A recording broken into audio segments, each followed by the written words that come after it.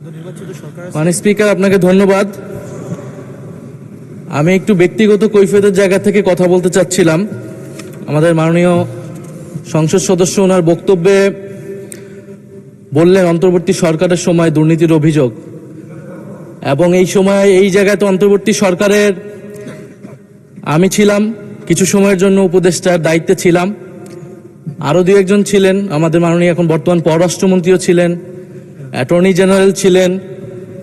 তো আমি তো নির্বাচনের বহু আগেই পদত্যাগ করে চলে এসেছি। এখন দুর্নীতির অভিযোগ যদি উনি বললেন, ওনারাই সরকারে আছেন, ওনাদেরকে এটা প্রমাণ করতে হবে।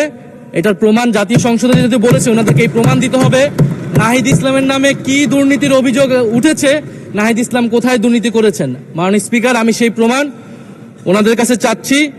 আরেকটি বিষয় মাননীয় স্পিকার, আপনার দৃষ্টি আকর্ষণ করছি, এখানে সবাই জনগণের ভোটেই নির্বাচিত হয়ে এসেছে, সবাই নির্বাচিত প্রতিনিধি। হ্যাঁ, আমার বয়স 28, আজকে আমার জন্মদিন, এবং আমি নবীন সদস্য, কিন্তু এখানে মাননীয় স্পিকার আমিও জনগণের ভোটেই নির্বাচিত হয়ে এসেছি। কারো ছোট ভাই হিসেবে আমি এখানে আসিনি।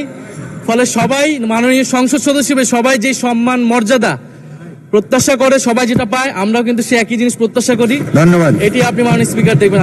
আপনার ধন্যবাদ।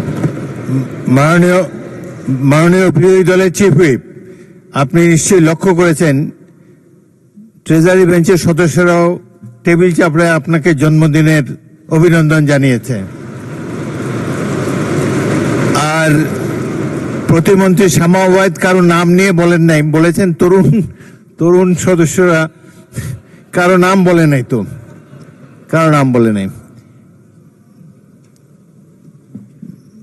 মাননীয় প্রতিমন্ত্রী মীর শাহ আলম, কি আপনি কি পয়েন্ট অফ অর্ডারে দাঁড়িয়েছেন? জি মাননীয় স্পিকার, কি ধন্যবাদ মাননীয় স্পিকার। মাননীয়